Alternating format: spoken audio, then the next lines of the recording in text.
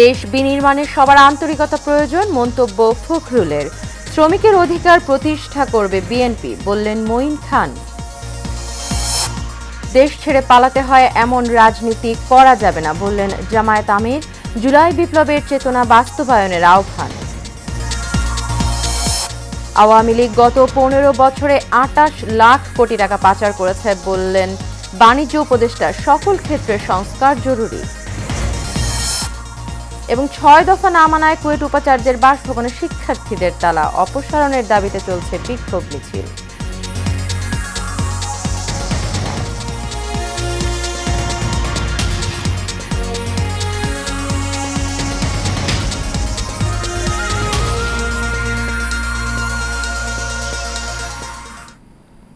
স্বাগত এশিয়ান নিউজে। পুরো সময় জুড়ে আপনাদের সঙ্গে রয়েছে আমি অর্ণবিন্দু ইউনুস। এতক্ষণ শুনছিলেন বিআরবি কেবল ইন্ডাস্ট্রিজ লিমিটেড সংবাদ শিরোনাম। এবারে চলে যাব পুরো খবরে।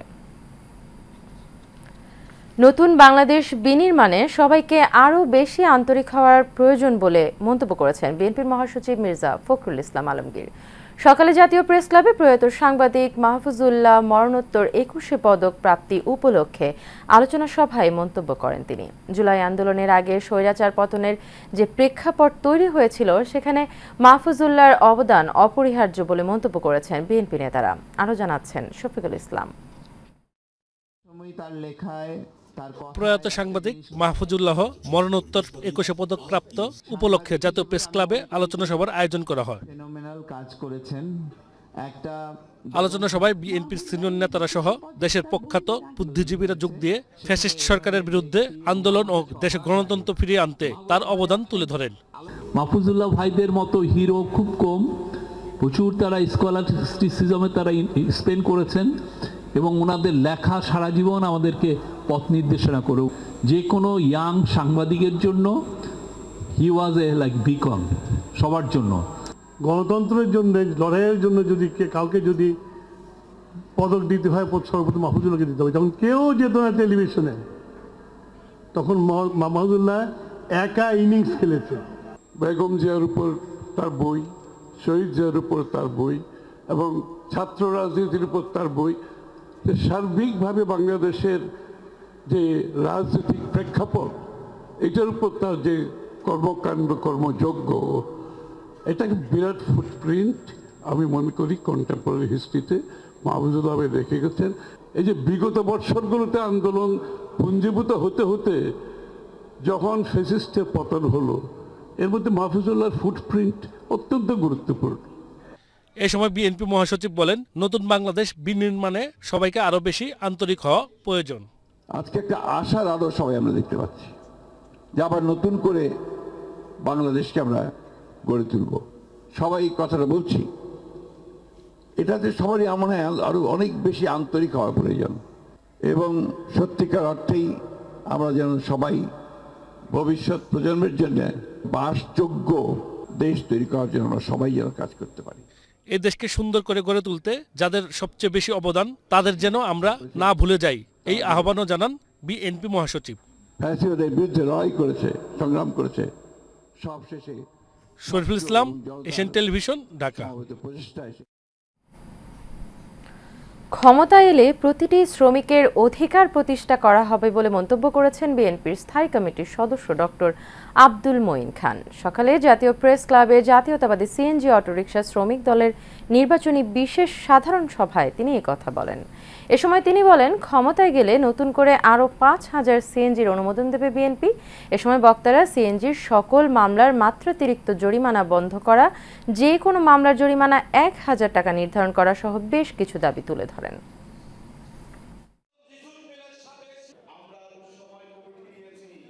সুষ্ঠু নিরপেক্ষ নির্বাচনের মাধ্যমে আমাদের সরকারের দায়িত্ব পরিচালনার কোনো সুযোগ যদি এই দেশের মানুষ আমাদের দেয়, আমি স্পষ্ট ভাষায় আজকে বলে যাচ্ছি, আমি যদি কোনো সুযোগ পাই, আমি সবার আগে আপনাদের যে যৌক্তিক দাবি দেওয়া সেগুলো পূরণের জন্য আপনারা 12টি দাবি দেওয়া নিয়ে এসেছেন, আমি তার 10টি দাবি সম্পূর্ণভাবে সমর্থন করি।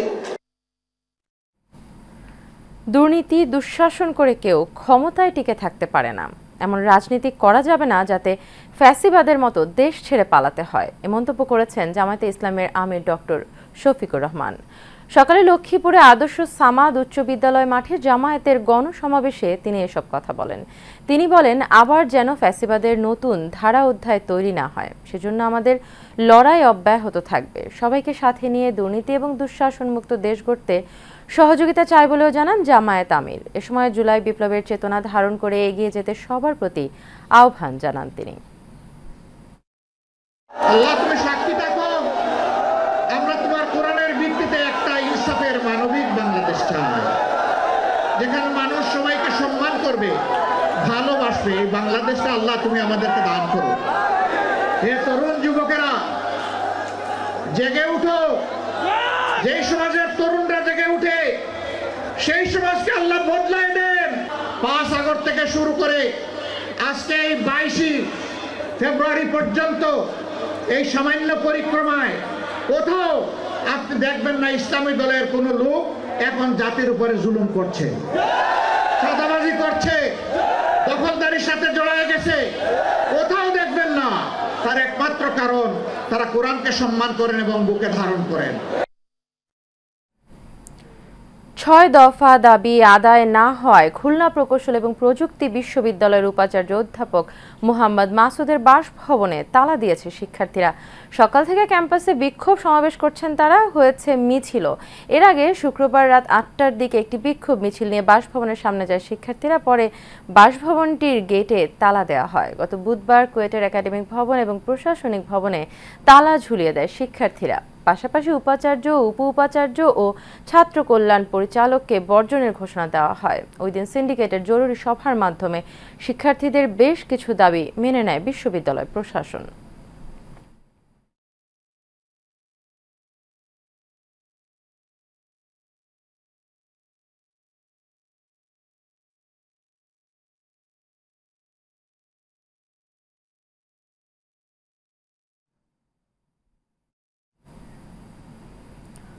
দর্শক, খুলনা প্রকৌশল এবং প্রযুক্তি বিশ্ববিদ্যালয়ের সর্বশেষ খবর জানতে সরাসরি আমাদের সাথে যোগ দিচ্ছেন সহকর্মী বাবুল আক্তার। বাবুল, আপনি নিশ্চয়ই আমাদের শুনতে পাচ্ছেন। বাবুল, কুয়েটের সর্বশেষ পরিস্থিতি কি, এখন কি খবর আছে আপনার কাছে আমাদের জানাবেন।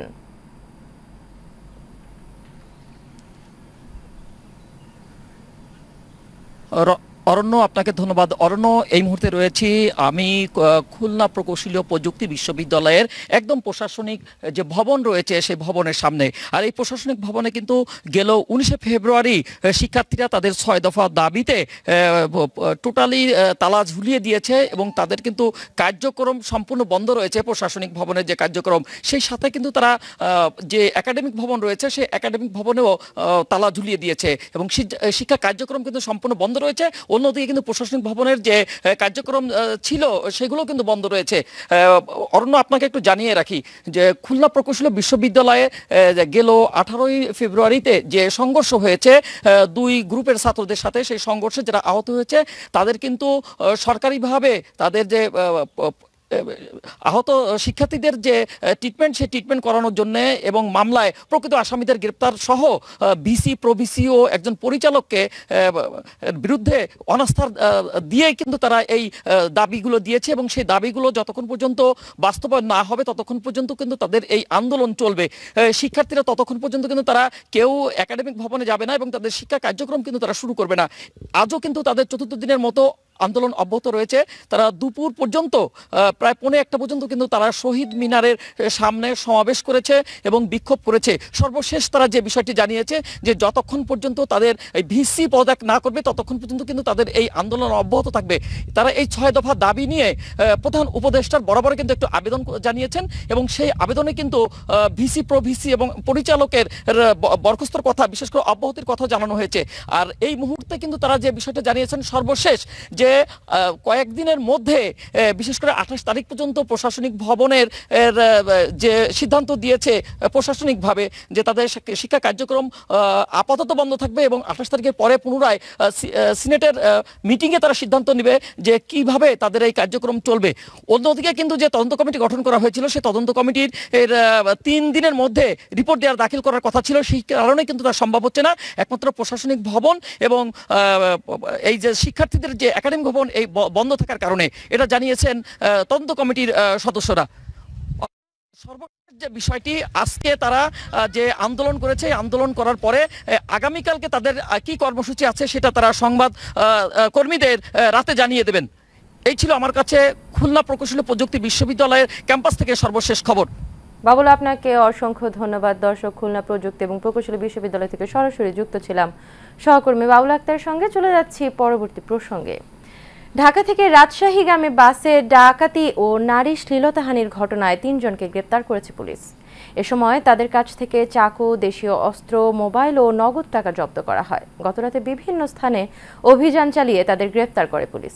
এদিকে দায়িত্বে অবহেলার অভিযোগে বড়াইগ্রাম থানার ওসিকে প্রত্যাহার করা হয়েছে। এর আগে গত 17 ফেব্রুয়ারি রাজধানীর গাবতলী থেকে রাজশাহীর উদ্দেশ্যে ছেড়ে যাওয়া ইউনিক রোড রয়্যালস পরিবহনের একটি বাস নিয়ন্ত্রণে নেয় যাত্রী বেশে থাকা ডাকাত দল। লুটপাটের পাশাপাশি 2 নারী যাত্রীর শ্লীলতাহানির অভিযোগ ওঠে ডাকাতদের বিরুদ্ধে।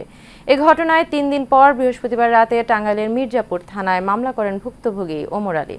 অজ্ঞাতনামা 8 থেকে 9 জন আসামির বিরুদ্ধে নারী ও শিশু নির্যাতন দমন আইনে মামলা দায়ের করা হয়।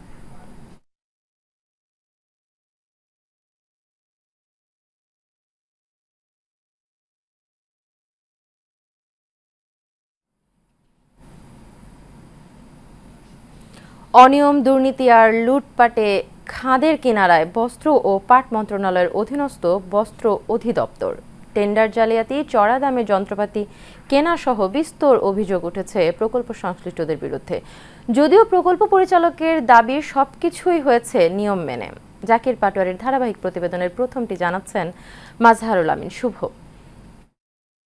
দেশের অর্থনীতির চালিকা শক্তি পোশাক খাত, আর এই পোশাক খাতে দক্ষ জনবল সৃষ্টিতে দেশের বিভিন্ন স্থানে গড়ে তোলা হয়েছে টেক্সটাইল ইঞ্জিনিয়ারিং প্রতিষ্ঠান। বস্ত্র অধিদপ্তরের অধীনস্থ এসব প্রতিষ্ঠানে যন্ত্রপাতি কেনাকাটা, টেন্ডার জালিয়াতি সহ ব্যাপক লুটপাটের অভিযোগ উঠেছে। এবার এক ঠিকাদারের পাঠানো লিগ্যাল নোটিশে আলোচনায় এসেছে সুনামগঞ্জ টেক্সটাইল প্রকল্প, যেখানে প্রকল্প পরিচালক মোহাম্মদ সাখাওয়াত হোসেনের বিরুদ্ধে অনৈতিকভাবে কাগজপত্র কম দেখিয়ে তার নিজের পছন্দের ঠিকাদারকে কাজ দেয়া, তৃতীয় সর্বনিম্ন দরদাতাকে কাজ দেয়া সহ নানান অভিযোগ উঠেছে। কয়েকটি ইনস্টিটিউটে যন্ত্রপাতি কেনার প্রকল্পের শুরুতেই দরপত্র আহ্বান নিয়ে ওঠে প্রশ্ন। এরপর 21 কোটি টাকার কাজে 29 কোটি টাকার ক্রেডিট ফ্যাসিলিটি চাওয়ায় বিষয়টি নিয়ে বেশ সমালোচনা সৃষ্টি হয়। এখানেই শেষ নয়, সুনামগঞ্জ টেক্সটাইল ইনস্টিটিউটের টেক্সটাইল মেশিনারিজের দরপত্র প্রতিযোগিতায় 24,71,75,00,000 টাকা সর্বনিম্ন দরদাতা হলেও ঢাকা ট্রেডিং কর্পোরেশন 29,77,80,000 টাকায় তৃতীয় দরদাতা হয়েও এই কাজ পেয়েছেন। এ নিয়ে ক্যামেরার সামনে কথা না বলেও নানান যুক্তি তুলে ধরেন প্রকল্প পরিচালক মোহাম্মদ সাখাওয়াত হোসেন। আওয়ামী দোসরদের বিশেষ সুবিধা দেওয়ার কথা অস্বীকার করে তিনি বলেন, নিয়ম অনুযায়ী হয়েছে সবকিছু। আপনি যে একটা তো আপনার একটা ক্রাইটেরিয়া আছে, আপনি একটা ইট 1 নম্বর এটা চাচ্ছেন, সিমেন্ট এরকম, রড এরকম, ঠিক না? অবশ্যই। এখন আপনাকে যদি ওই জন্য যে আমরা অনেক সময় দেখি না ইটের মানে রডের পরিবর্তে বাঁশ দেয়, ঠিক আছে, এখন আপনাকে যদি কোয়ালিটি ওরকম যদি দেয়, আপনি ওটাই অ্যাকসেপ্ট করবেন? এদিকে গুটি কয়েক কর্মকর্তা দুর্নীতিতে জড়িয়ে পড়েছে স্বীকার করে বস্ত্র অধিদপ্তরের মহাপরিচালক মোহাম্মদ শহীদুল ইসলাম জানান, তদন্ত করে নেওয়া হচ্ছে ব্যবস্থা। মাজহারুল আমিন শুভ, এশিয়ান টেলিভিশন। আওয়ামী লীগ সরকার গত 15 বছরে প্রায় 28 লাখ কোটি টাকা পাচার করেছে। সেন্টার ফর জাকাত ম্যানেজমেন্ট আয়োজিত আলোচনা সভায় বাণিজ্য উপদেষ্টা শেখ বশির উদ্দিন একথা বলেন। তিনি বলেন, দেশের অর্থনৈতিক উন্নয়নে সকল ক্ষেত্রে সংস্কার জরুরি। ওয়ালিদ সিদ্দিকের রিপোর্টে দেখুন বিস্তারিত। নতুন বাংলাদেশ বিনির্মাণে জাকাত, এই প্রতিপাদ্য নিয়ে ঢাকার তেজগাঁ লিংক রোডস্থ আলোকি কমিউনিটি সেন্টারে শুরু হয়েছে ত্রয়োদশ জাকাত ফেয়ার 2025। এই মেলা উদ্বোধন করেন বাণিজ্য উপদেষ্টা শেখ বশির উদ্দিন। প্রধান অতিথির বক্তব্যে শেখ বশির উদ্দিন বলেন, সমাজের বৈষম্য দূরীকরণে সম্পদের সুষম বন্টন অত্যন্ত গুরুত্বপূর্ণ। জাকাতের মাধ্যমেই এই সুষম বন্টন সম্ভব। দারিদ্র বিমোচনে একটি হস্তান্তর প্রক্রিয়া। আমি যখন জাকাত দিলাম, আমি জাকাত দিচ্ছি, তার দারিদ্রকে আমি হস্তান্তর করলাম। এটা কোনো মাইক্রো ক্রেডিট না। একটা নির্মল সমাজে, যে সমাজের মধ্যে বৈষম্য নাই, এরকম একটা সমাজে বাস করার ক্ষেত্রে জাকাতের অবদান অবশ্যম্ভাবী। তিনি আরও বলেন, জুলাইয়ের বিপ্লবের দায় থেকেই সকল ক্ষেত্রে সংস্কার জরুরি। জুলাইয়ের যে বিপ্লব হলো, এটাকে এর যে দায়, এর যে রাষ্ট্র সংস্কারের যে আগ্রহ এবং যে বিভিন্ন কমিশন সংস্কার যদি এনবিআরে করা না যায়, মারাত্মক বিপর্যয় ঘটবে। একই জিনিসই ঘটবে। ধনীদের দ্বারা দেশের অর্থনৈতিক পলিসি এমনভাবে তৈরি হবে এবং এমনভাবে তৈরি হয়েছে গত 15 বছর। এই সিলসিলা যদি চালু থাকে, ধনীরা যদি দেশের আমদানি শুল্ক রপ্তানি বিষয়ে সিদ্ধান্ত গ্রহণ করা শুরু করে, তাহলে সম্পদের সুষম বন্টন কোনোভাবেই সম্ভব না। সেমিনারে বক্তারা দারিদ্রতা বিমোচনে জাকাতের গুরুত্ব তুলে ধরেন। অনেক কিছু হতে পারে আমাদের প্রতিবেশী। Walid Siddiqui, Asian television, Dhaka.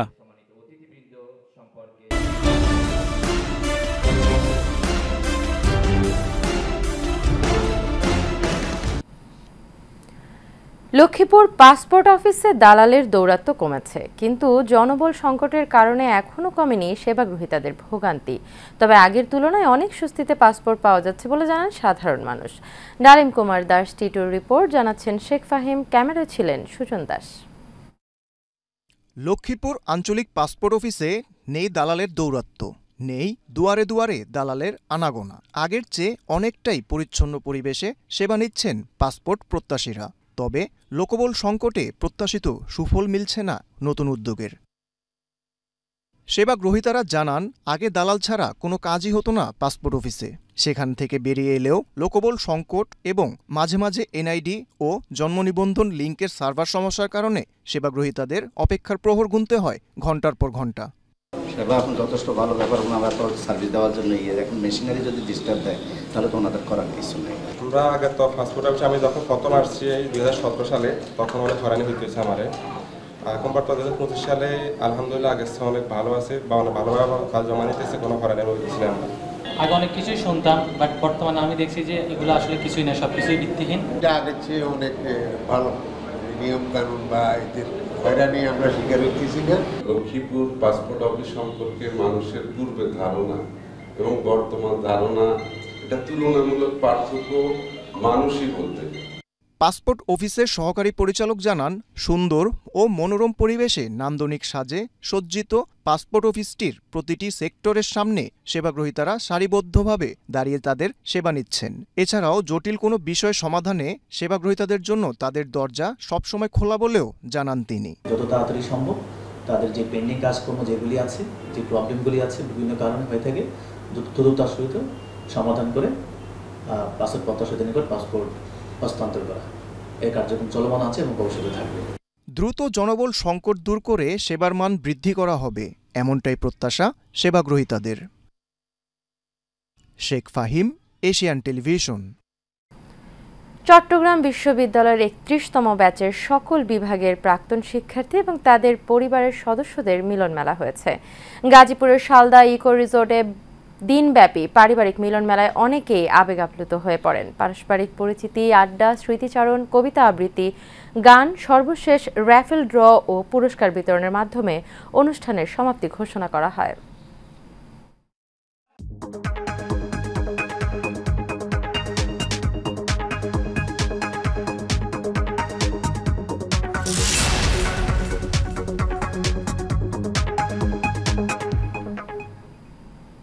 এ পর্যায়ে থাকছে এক্সিম ব্যাংক বাণিজ্য সংবাদ।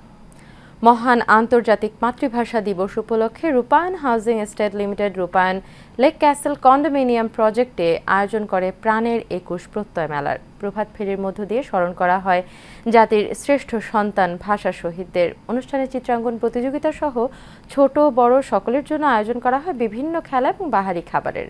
সাব্বির রহমানের ক্যামেরায় মেহরাব সুমনের রিপোর্টে দেখুন বিস্তারিত। প্রতি বছরের ন্যায় রূপায়ণ হাউজিং এস্টেট তাদের গ্রাহকদের কথা চিন্তা করে রাজধানীর বসুন্ধরায় রূপায়ণ লেক ক্যাসেলে কন্ডোমিনিয়ামে আয়োজন করে প্রাণের 21 প্রত্যয় মেলা, যেখানে ছোটদের জন্য চিত্রাঙ্কন প্রতিযোগিতা, মোরগ লড়াই এবং সকল বয়সের জন্য অন্ধের হাড়ি ভাঙা, ঝুড়িতে বল নিক্ষেপ সহ বিভিন্ন খেলাধুলার আয়োজন করা হয়।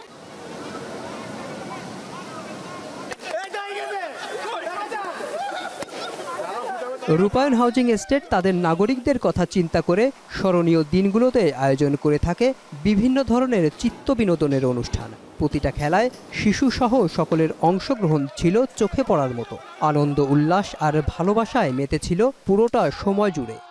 আমাদের রূপায়ণ লেক ক্যাসেল থেকে আমরা যে সবাই যেভাবে অনুষ্ঠানটা আয়োজন করেছে, এটার জন্য আমরা খুব আনন্দিত। খুব ভালো অ্যারেঞ্জমেন্ট এবং আমরা আমাদের বাঙালি ট্র্যাডিশন অনুযায়ী আমাদের ইতিহাসকে সেলিব্রেট করতে পারি সবাই একসাথে। সো এটা খুবই সবার জন্য অনেক অনুপ্রেরণার। সো এটাই আর কি, আমরা অনেক হ্যাপি রূপায়ণের পরিবেশে দেখে। আয়রন করছি, ফুল দিয়েছি। এখানে একটু মেলার মতো অনেক ফুড কোর্ট আছে, ওটা আমরা খুব এনজয় করছি। আর কয়েকটা গেমসও আছে, এখানে সবাই খেলছে। এখানে ফুল টুল দিয়েছি, তারপর এখানে একটু আগে আসলাম, গেম টেম খেললাম। রূপায়ণ লেক ক্যাসেল যে এরকম সুন্দর একটা আয়োজন করবে 21শে ফেব্রুয়ারির উপলক্ষে, এটা আসলেও মানে ভাবতে পারিনি, বাট এসে খুবই ভালো লাগছে। বাংলাদেশে কমিউনিটি লিভিংয়ের দ্য পাইনিয়র প্রবক্তা রূপায়ণকেই বলা যায়। রূপায়ণ এই দেশের যে লিভিং স্ট্যান্ডার্ডে একটা চেঞ্জ নিয়ে এসেছে। রূপায়ণ টাউন, রূপায়ণ city Uttara, premium mega gated community এবং একটা ট্রু কন্ডোমিনিয়াম এই রূপায়ণ লেক ক্যাসেল। রূপায়ণ হাউজিং এস্টেটের সিইও বলেন, নগরবাসীর আধুনিক চাহিদা এবং মানসিক প্রশান্তির কথা মাথায় রেখে রূপায়ণ হাউজিং এস্টেট লিমিটেড তাদের প্রতিটা আবাসন প্রকল্প সেভাবেই গড়ে তোলে, যেখানে পর্যাপ্ত খোলা জায়গা, আধুনিক জীবনের সব অনুষঙ্গ বিদ্যমান। এত বড় প্রকল্প একটা কোর্টইয়ার্ড, এবং কোর্টইয়ার্ডের মধ্যে এখানে যারা বাসিন্দা সবাই আমরা একত্র হয়েছি। তো এভাবেই গ্রিনের মধ্যে বসবাস, যেটা আমরা বলি সবুজের মধ্যে বসবাস, সেটাও বাস্তবায়িত হচ্ছে এবং প্রকৃতির সাথে মানুষের যে একটা একাত্মতা, সেটারই বহিঃপ্রকাশ ঘটছে আজকে আমাদের এই প্রকল্পে। এবং আজকের এই মহান অমর 21শে দিবসে আমরা এইখানেই উদযাপন করতে পারছি। তো এইটাই হচ্ছে কন্ডোমিনিয়াম প্রজেক্টের একটা বহিঃপ্রকাশ, যে আমরা সমস্ত কিছু আমরা আমাদের জীবনে, নাগরিক জীবনে চাওয়া পাওয়া, সেগুলোর একটা সন্নিবেশ সেখানে করতে পারি। অনুষ্ঠান শেষে খেলায় অংশগ্রহণকারী বিজয়ীদের মাঝে পুরস্কার তুলে দেন রূপায়ণ হাউজিং এস্টেটের সিইও মিজানুর রহমান দেওয়ান।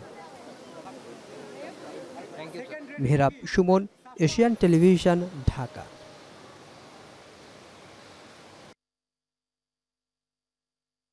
গ্রুপের পরিবেশনায় রাজধানীর একটি 5 তারকা হোটেল অনুষ্ঠিত হয় 11তম ডিজিটাল সামিট। অনুষ্ঠানে প্রধান বক্তা ইউনিলিভার বাংলাদেশ লিমিটেডের চেয়ারম্যান জাভেদ আক্তার বলেন, ডিজিটাল মার্কেটিং এখন শুধু বিকল্প নয়, বরং অত্যাবশ্যকীয়। এছাড়া উদ্বোধনী বক্তব্যে বাংলাদেশ ব্র্যান্ড ফোরামের সিইও সাজিদ মাহমুদ বলেন, আমরা এমন এক সময়ে বসবাস করছি যেখানে ব্যবসায় প্রযুক্তি মানুষের যোগাযোগের ধরন বদলে দিচ্ছে। ফলে এই পরিবর্তনের সাথে তাল মিলিয়ে চলতে হলে উদ্ভাবনী এবং দ্রুত সিদ্ধান্ত নেওয়ার ক্ষমতা থাকতে হবে। শেষ করব এশিয়ান নিউজ, তবে যাবার আগে বিআরবি কেবল ইন্ডাস্ট্রিজ লিমিটেড সংবাদ শিরোনামগুলো জেনে নেব আরও একবার।